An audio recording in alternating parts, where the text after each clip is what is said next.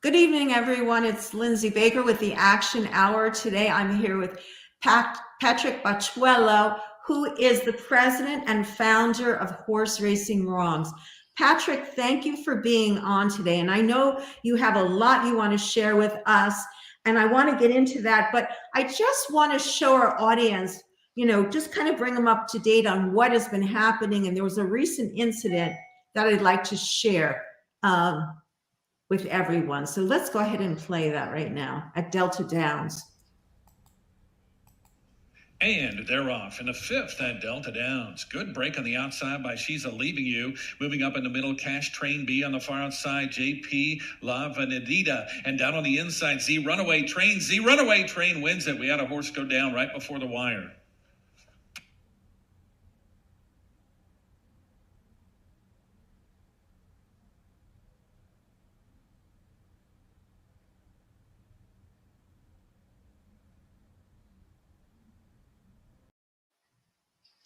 And we are going to get into that video in a second, but we have joining us now Gary Vella from Speak. And Gary, welcome. But Patrick, what we just saw is heart-wrenching.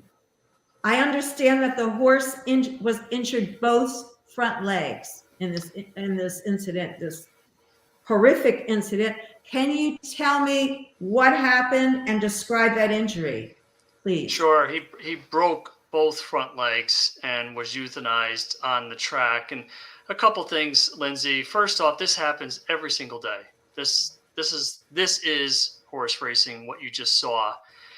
Second, it really speaks, and we get this a lot with the video clips, it speaks to the desensitization of these people involved in horse racing. They're so inured to the killing, the maiming and the killing, that they talk in very nonchalant terms about a sentient being breaking down in a horrific fashion, dying in pain, suffering right to the end, and saying things like, oh, a horse went down, we just had a spill. Again, they are so morally disconnected from what is happening, or what a rational person sees when viewing a video like that. And so that's part of what we're up against, is people who are entrenched in this industry, and not just the ones working within, but the lifelong fans, again, just desensitized to the killing. Yes. And I want to just bring Gary in now. Hi, Gary. Gary, thank you for being on. And you had sent over some press releases from an Arizona horse racing incident over there. And I'm going to be playing a video, and this ties in right to what Patrick was saying regarding the euphemistic speech, the way they talk about it, the nonchalantness. I think it'll speak for itself. Let's go ahead and watch that. Sure. Sean Rito has been around for almost 80 years. It had just resumed racing this last weekend after a year and a half because of COVID. And shockingly, in the meet's first weekend, 4 horses had to be euthanized. These horse deaths now sparking change and calls from animal rights organizations to do something. You know what? It's sadness you don't get over, but I'm excited for next weekend. According to the Rito Racing management team, 2 horses broke down after racing this weekend. Another died in an accident in the saddle area, and another died of natural causes. Mike Weiss is the general manager at Rito Park. He's been in horse racing for more than 40 years, and he says Rito is a safe track. We had a couple incidences, which is sad and horrible. A couple were just freak incidences. They weren't even involved with racing.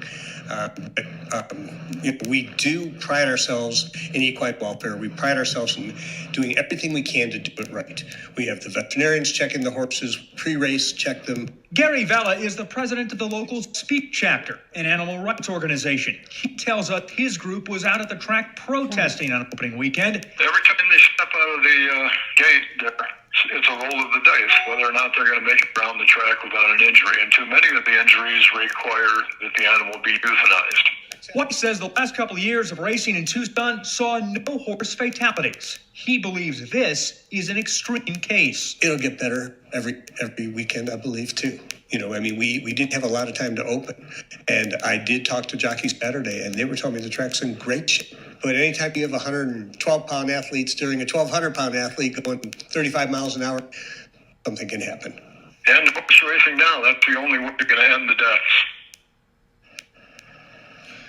Now, back in 2018, 4 horses died during the meet here at Rito. There are still 10 race days left in the 2022 meet, and Vella says his organization will be out here each weekend to protest. All right. I would love to get both of your comments on that clip we just saw. I'll start with Gary. Gary, go ahead. Can you hear me? Well, yes. Can you hear me?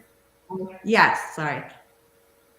Oh, okay, Hello? very good. Sorry about the technical difficulties earlier. I had to actually reboot That's my fine. PC No and worries. come back in from. Yeah, the track manager had a gift for minimizing, through his language, which is, true about so many animal abuse issues. They always have a, nice little harvested term, for dead animals. But yeah, he does that routinely when he's in media. And he also misrepresented the number of horse deaths that they had in 2019 and 2020, which I've gone to great lengths to correct in the public eye through letters to her and follow-up news reports and what have you.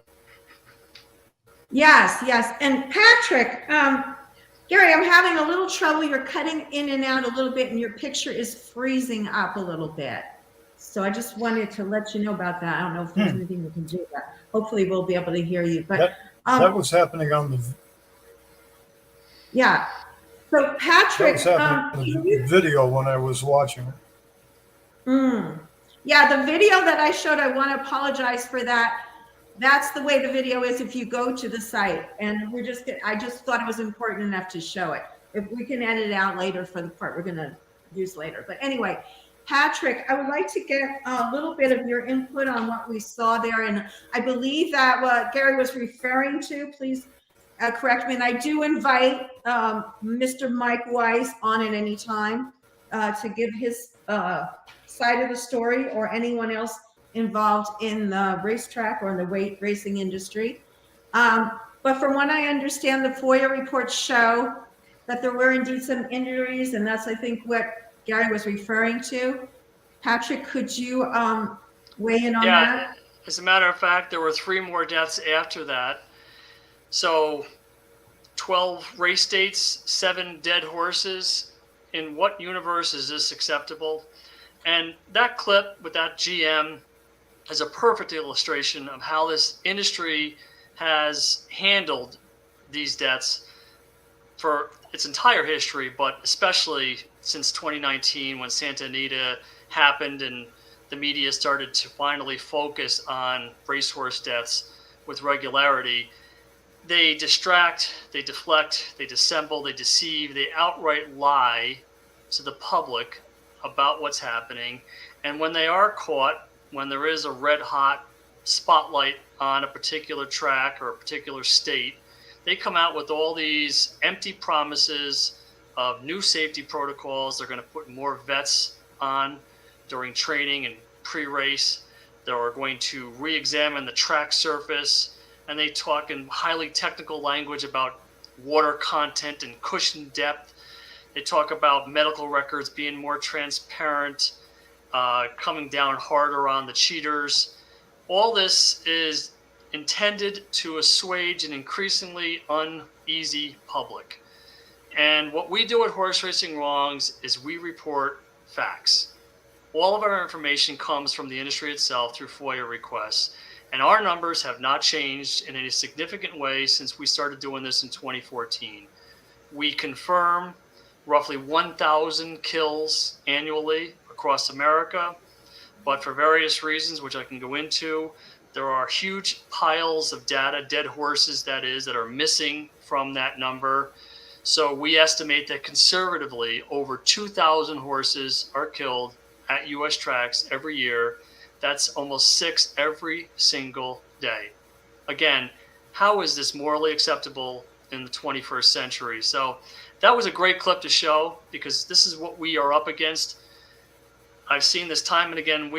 Horse Racing Wrongs began in 2013, and anytime, especially at the high profile tracks like Saratoga here in New York, Santa Anita in California, any of the Kentucky tracks, when they're caught, and that's the only way to put it, when they're caught and the public is paying attention, the media is paying attention, they come out with all this nonsense, this garbage about how they will leave no stone unturned.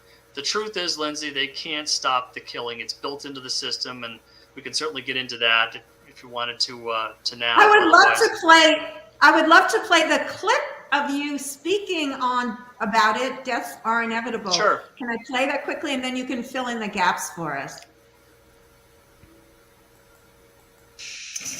Let's welcome Patrick Batteullo of the Albany-based group Horse Racing Wrongs. We should note, we asked the Jockey Club to join us, but they were unable to provide us with a guest. So I want to go, you just said deaths are inevitable. Why? Well, first, it's the way they're bred. They're bred for speed, so they have big torsos, spindly legs, fragile ankles. They're being raced on unformed bodies, so the typical horse does not fully mature until 6. The typical racehorse is thrust into an intensive training regimen at 18 months and raced at 2, which is the rough equivalent of a first grader. There is an incessant grinding of those unformed bodies, because if they're not racing, they're not earning. They're being asked to do something that is unnatural, to run at a breakneck speed with perched whip-wielding jockeys atop. And of course, they are commodified. So the typical racehorse will change hands several times over the course of his so-called career. And of course, that speaks to the constant anxiety and stress that these animals are forced to endure. Yeah. Wow. I think that pretty much says it. But again, I would like you both to weigh in on that. I'll start with Gary.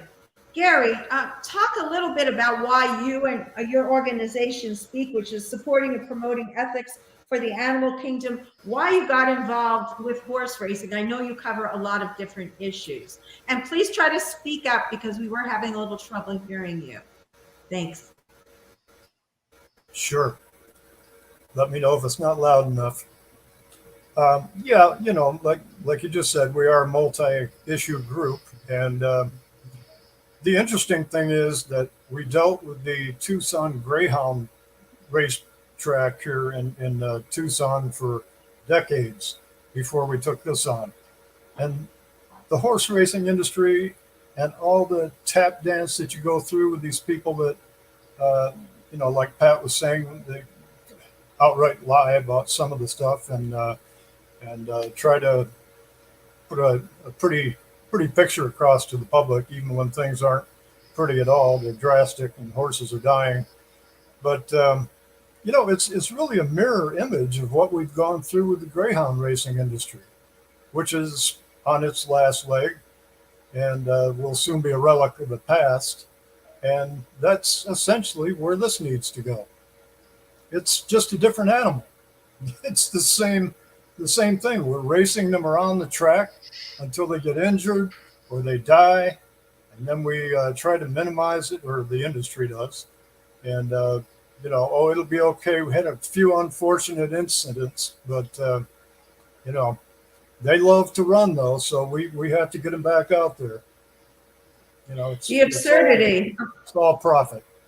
Right. The thing about they love to run, I understand they spend approximately 23 hours a day, most days, in a really small room, right? 7 Yeah, by, I don't know what the, Sure. Go ahead, Patrick. The killing is just part of the story, Lindsey. What you just referenced is what we feel as activists is the very worst of it, is that unremitting, intensive, solitary confinement. So these horses are kept locked alone in tiny 12 by 12 stalls for, as you mentioned, over 23 hours a day, which makes a mockery of the industry claim that horses are born to run, love to run. It's a cruelty all the worse for being inflicted on naturally social herd animals like horses. When I testified before the New York State Senate in 2019, a prominent equine vet here in New York also testified, and he likened this cruelty to keeping a child locked in a 4x4 closet for 23 hours a day. So Wow. it's one thing when we as activists say it, they try to dismiss us, and we don't know what we're talking about. We're overly sentimental. We're anthropomorphizing. But when an expert, a true expert, speaks to this cruelty, it carries a great deal of weight.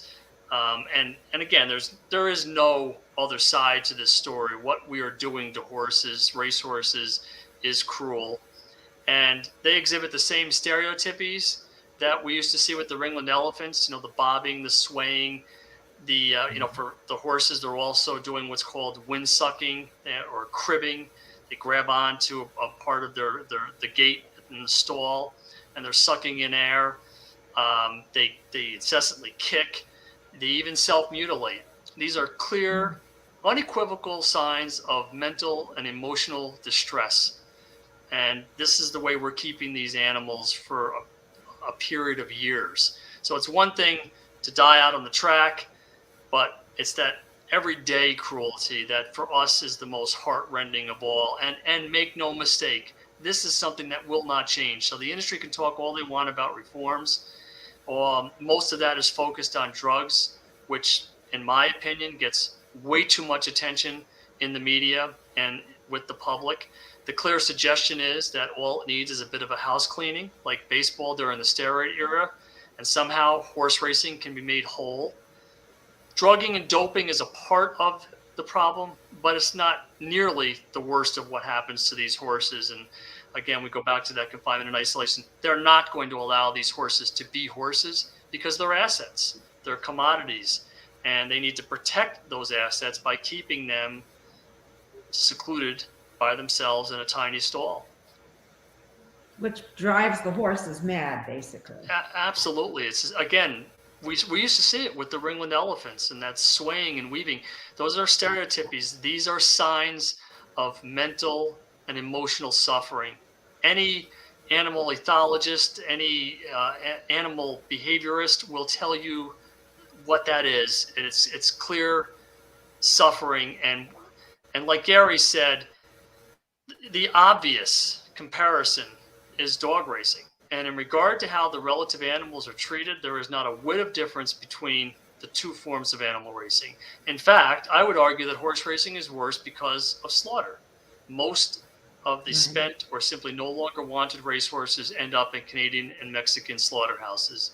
And just so your viewers know, there are no active equine slaughterhouses on U.S. soil. They were defunded back in 2007, so there's no money for USDA inspections. They haven't been banned, but presently they're not operating. So we ship them, which in and of itself is a horror, in these crammed trucks for hundreds, if not thousands of miles to Canada and Mexico, where they meet this horrific, bloody, violent end. I term it equine hell. That's the only way to describe what is in store for these horses. And again, most of the so-called retired racehorses end up at the slaughterhouse. We're talking between 10 and 15,000 every year. Wow. So we talk about the on-track deaths. They're also dying back in their stalls from things like colic, which is a painful, terrifying abdominal affliction, laminitis, which is excruciating inflammation in the feet. They die of parasitic infestations, neurological disorders, respiratory infections, and as I often see in the FOIA documents, they're simply, quote, found dead in the morning. These are still very much active racehorses. They're in between races, and most of them are mere pubescents.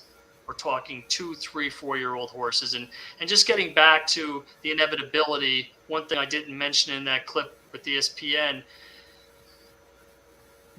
that incessant grinding we see in the states that give us a lot of detail with we get full necropsy reports from states like Kentucky, Maryland, and California.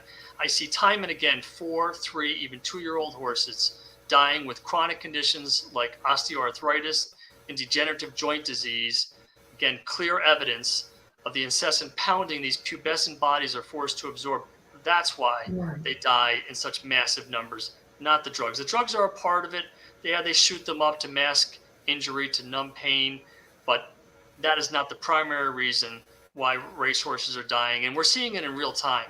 New York fancies itself as the standard bearer when it comes to safety protocols. And I have shown, again, using their own numbers, that the death totals have not changed a lick in the several years since they supposedly put all these new reforms and welfare improvements in place. So it's all a big lie. And we call it the big lie on the website. This is horse racing kills horses. It's a fact. And that will not change. And like Gary said, the only way to change it is to end horse racing altogether. Right. And I want to get into more of that a little bit later, but what I want to do now is talk about because our show's called Action Hour, and I want to give folks some things they can do. First of all, you can share out this video. You can go to horseracingwrongs.com. You can also go to Gary's website. I mean, you have a website, you have a Facebook page that people can find you at. Right. So there's that facebook.com, PG Speak Tucson. And of course, the organization is Speak. And then we have the horseracingwrongs.com. But I want to ask each of you, and I'm going to start with Gary. Gary, how you got this whole thing going? You sent out press releases. You actually got on the news, your local news in Tulsa, I believe it was. Was it Tucson? Tucson, sorry. Tucson. I've been to Tulsa. In Tucson, you did all this work, and you made this happen. So can you talk about what people can do, like, and working in cooperation? Maybe that's where Patrick can come in with Horse Racing Wrongs. Let's talk a little bit about that. We'll get into more details later, but go ahead, please. Well, the collaboration is really the key, item when it comes to resisting something like this. You have to remember you're dealing with an industry. It's not just your local track. It's tracks nationwide. It's all the same problem. And and I want to emphasize the positive nature of the collaboration we've had with Horse Racing Wrongs since we started working with Pat and Nicole. Been extremely helpful. Materials, data, almost spontaneous FOIA information about the horse deaths here at the local track. And that's been super. So we have a very solid connection on that front. And, for the average person, you just got to make a sacrifice. You got to say, this is crazy what they're doing to these horses. And if I don't get myself out there for an hour or an hour and a half at the track next weekend at the next race, how can I sit around and whine about it? If I'm not doing something about it, you have to be there. You have to get into the action and make a difference. Right. And you have some photos here from some of the events you sent me. I have a couple of photos.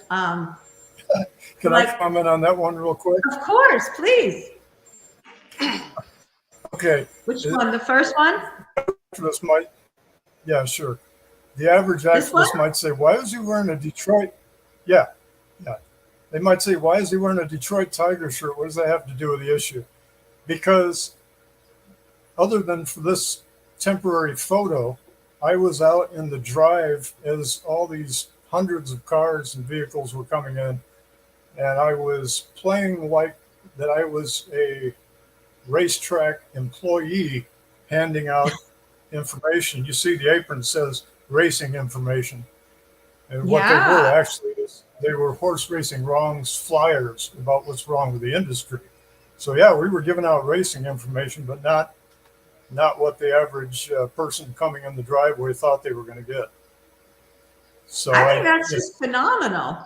I obviously wasn't. I didn't have a protest sign in my other hand while I was leafleting. You know? They didn't bother There's you one- though. They weren't.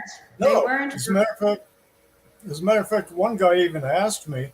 He said, because the protesters were only like 20 feet from me each way. While I was in the driveway, and one guy asked me, "They're not giving you a hard time, are they?"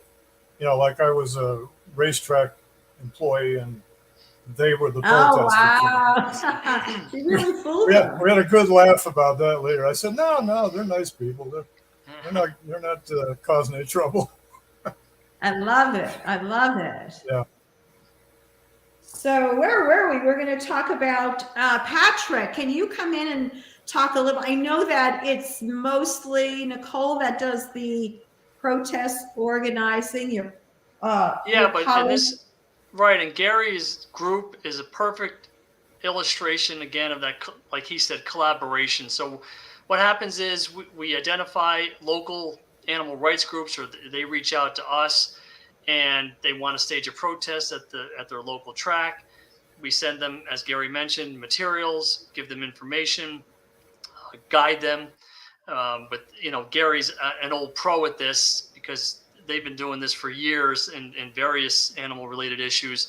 But if are there new people involved, we will guide them as far as writing up press releases, trying to get media, because of course that's one of the major goals is to get media to cover it, and then of course that amplifies the message exponentially. So I couldn't agree more with what Gary was saying about sacrifice. Look, every great social justice movement in our nation's history began in the streets, whether it's civil rights, women's rights, gay rights, you name it. It always begins in the streets with protests. We have to voice our outrage. We have to let the American public know that there's something wrong here and we need to right it.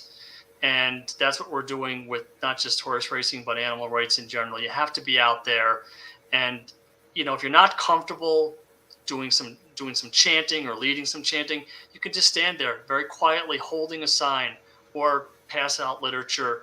Again, it's putting the effort in, and that's what we ask activists across the country to get engaged. And before we started this, no one was doing horse racing in the animal rights community, and that's the reason I got involved. I was writing an animal rights blog for the Albany Times-Union, and I was covering all the issues. And when I got to horse racing, I found two things. One, there was a dearth of information. No one knew how many horses were dying, let alone the circumstances in which they were dying. And second, there was no group in the country, be it big or small, working on this issue, committed to this issue.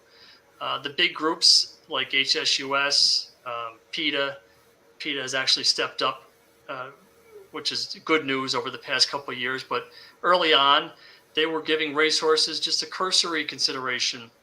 And I understand that there are other pressing matters. Obviously, there's no shortage of animals in need of our voices, but racehorses were woefully underrepresented or just non-represented. And again, going back to dog racing, there was Grade 2K, which had been around for 20 years, has been around for 20 years, focused on dog racing. So we had to fill that void, and that's why Horse Racing Wrongs came to be. And since then, because of Nicole's tireless work, we have sponsored protests in over 20 states. And I think we're up to close to 30 tracks. And it's, again, that's the best way for people to get involved in this issue is if you're near a track that's staging a protest, please join. If there is no protest, then reach out to us and we'll get you started. Right. Can you just talk a little bit about, I understand, I know you guys use the two-prong approach of protests and then reporting on the FOIA reports and getting that information out. What about anything that we can do with the political leaders?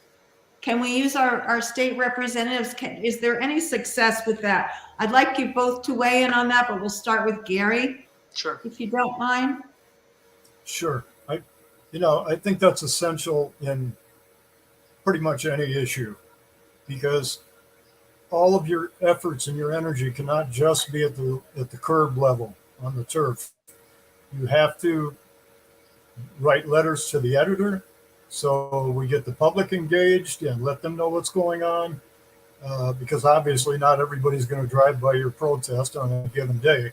You can just reach tens of thousands of people through the public venues like newspapers and what have you. And the legislative level, of course, some of it drops on deaf ears because some politicians are just not very progressive or constructive when it comes to issues that we need them on. But there are a lot of concerned politicians out there also that will take it to heart, and you have to let them know, I'm a constituent in your district, and I really expect you to do whatever you can about this issue. Give them the facts. Yeah. A lot of them aren't aware until we let them know. Right. Patrick, would you like to weigh in on that? Yeah, I agree with what Gary's saying. Obviously, the laws need to change. Specifically, roughly 70 to 75% of the U.S. racing industry is being subsidized by taxpayers. And if not for this subsidization, this corporate welfare, much of this industry would collapse virtually overnight. To use New York as an example, we have 11 tracks, 7 harness, 4 thoroughbred. The subsidies were voted in back in 2004 because back then there was no one fighting on our side. So when the racing industry, who could no longer compete with casinos and state lotteries, came to the legislature and said, we need help, otherwise you're going to put so many thousands of people out of work, it was an easy vote for politicians back then. As far as the jobs issue, yes, it's funny, I was just going to ask you that question. One of our viewers just asked that question, so yeah. Please. Well, I can touch on that quickly. First off, their numbers are wildly inflated. Sometimes they get the numbers from studies that they themselves have commissioned. They group all kinds of jobs as a horse racing related job. It could be, farmer that's growing the feed or the hay. These people would not be put out of work because there's other avenues for their products. But secondly, most of these jobs are part-time, if not seasonal, and low paying. So we're not talking about high quality jobs. That said, I don't want to appear insensitive to backstretch workers who are just trying to make a living. I always use my grandfathers as an example. They were Italian immigrants, and when they came over, like a lot of immigrants, they took whatever work they could find. So I have a healthy respect for hard work. But in the end, this is a moral issue. It's either if you say that it's wrong for us to abuse and kill in massive numbers sentient beings for $2 bets, then sorry, but jobs and economic impact and tax revenue have no place in the conversation. It's got to end. It's not a reason to preserve an industry that is killing animals like this. So that's as far as the jobs are concerned. Why doesn't it end? Because of the subsidies, point blank. So getting back to New York, right. New York racing is receiving $230 million per year. Taxpayer money, $230 million per year. Again, without this subsidization, 9 of the 11 tracks would have shuttered years ago. Saratoga and Belmont would be the only 2 tracks standing. There would not be a harness track left in America today without subsidies. So they're laughing all the way to the bank. As a matter of fact, I've heard racing people, especially the harness people, you can go to a harness track and you can count on 1 or 2 hands how many people are in the stands. They say there's no better time to get involved in the harness business than now. Why? Because of this massive infusion of revenue from slot machines. And that's money that would have been going back to the state. And all state-sanctioned gambling is supposed to support education and human services. Instead, it's being used to prop up this archaic, cruel, deadly industry. It's a compelling argument, even if you were to take out the animal cruelty component. So here in New York, $230 million per year could hire how many thousands of teachers, and especially in inner city neighborhoods. Wow. And in addition, the vast majority, the overwhelming majority of New York State businesses have to subsist on the merits of their goods and services alone. They don't get that that leg up like the horse racing industry is getting. And imagine how many jobs they could create if they were given $230 million per year in free money. So we are part of a coalition here in New York that PETA and NICLAS was one of the groups fighting the carriage horse business in New York City, have led this coalition, and Horse Racing Wrongs is a part of it. And we have had bills introduced in the New York State Legislature to strip the racing industry of those subsidies. It did not pass this session, which just ended. But of course, as you know, this is a process. It takes time. We feel confident that eventually we will get there. And once that happens, this will be a template for so many other racing states that have the same subsidy issue. Ohio, Pennsylvania, West Virginia, New Mexico, the list goes on, Louisiana. So again, we have to shut the spigot off, this corporate welfare, and much of racing will end virtually overnight. So that's the most direct route. As far as the states like California that don't have this issue, that don't have the subsidization, again, like Gary mentioned, we have to pressure politicians. You have to make them aware of the issue. Call your local representative, make an appointment, go in with some of our literature, and educate. And then ask them point blank, will you write a bill to ban horse racing? We need that first victory. One state, this is going to happen, and then eventually they'll fall like dominoes. And again, Gary mentioned greyhound racing. By the end of this year, there will be 2 tracks left in the entire country. And greyhound racing is outright prohibited in 42 states.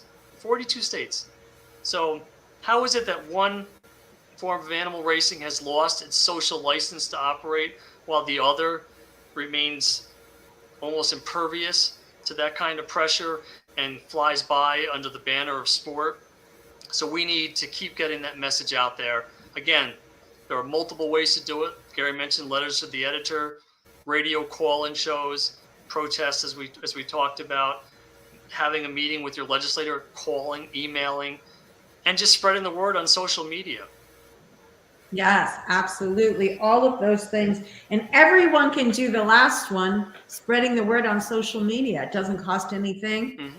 So it's pretty much open to everybody. So we are, believe it or not, we are just about out of time. I want to give you each a moment to talk about anything that we didn't cover. I'll start with Gary. Anything you wanted to add that we didn't cover before we wrap up, Gary?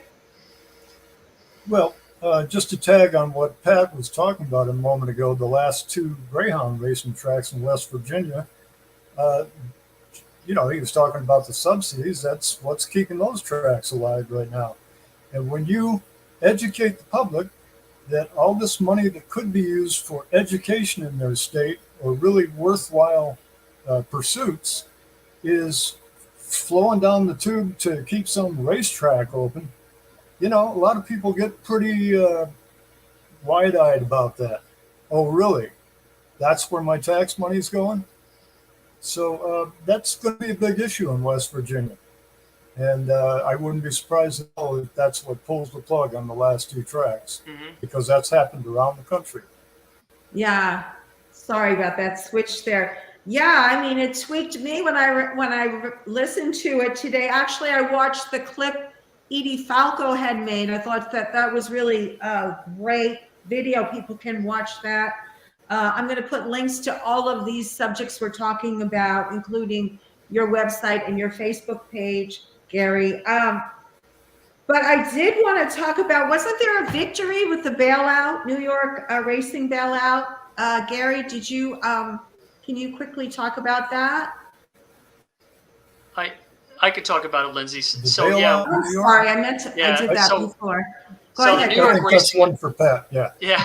So the New York Racing Association, which operates Belmont, Saratoga, and Aqueduct, was asking the state for state-backed bonds to the tune of $500 million.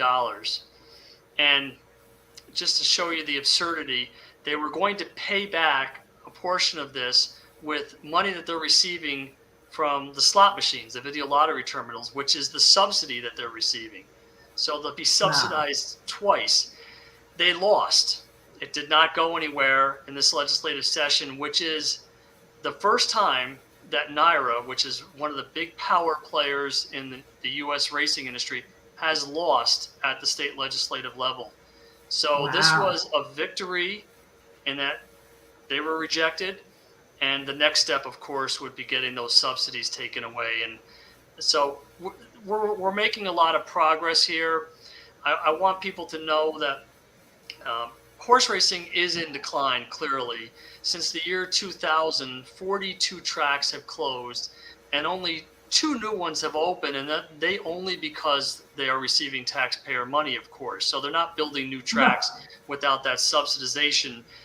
In addition, the Washington Post and the Philadelphia Inquirer editorial boards have both called for horse racing to end in the past 2 years. Those are 2 of the major newspapers in this country. So we were dismissed early on as animal rights extremists and delusional for thinking that we could end horse racing. We were admonished to work with the industry on reforms. Now that narrative is starting to change. Finally, we're hearing from other voices, again, like the Post and the Inquirer, saying, no, this can't be fixed. It has to end. So progress is being made, and the most important thing, the biggest hurdle that we face as activists is to get people to look at this through a different lens. Horse racing has been sold to us as a sport for over 150 years. In fact, Saratoga Racecourse bills itself as the oldest sporting venue in the nation. So we're up against that propaganda, that masterful marketing.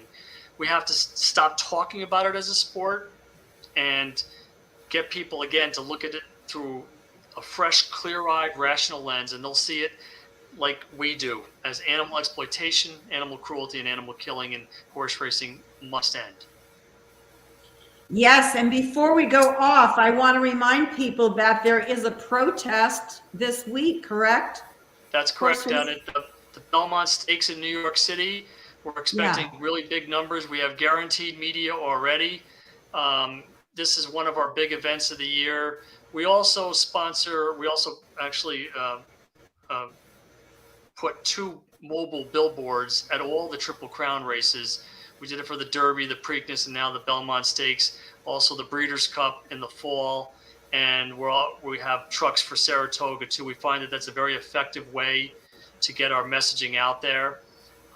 So you'll see those in coverage of this protest. So if you're in the New York City area, if you're within striking distance of the track, please come out and join us, even if you can only stay for an hour. Again, there's strength in numbers, and the numbers attract media, quite frankly. If we can get bigger numbers, they're more likely to come out and cover us. So please, if you have an opportunity, and if you can't make it to this protest, then do what Gary did with Rito and find a track near you and please protest. It's so important. Absolutely, and take pictures and put them up on social media. That's the way we get it out there. Thank you both so much for being on. Gary, thank you for being on tonight. Patrick, please, guys, keep us posted. Come back on again soon. Bring us some more good news, and we will take heed of what you said. So thank you so much again. Everyone, thank you for watching. We'll see you next time. Bye-bye. Thanks, Lindsay. Thanks, Gary. Bye-bye. Bye-bye.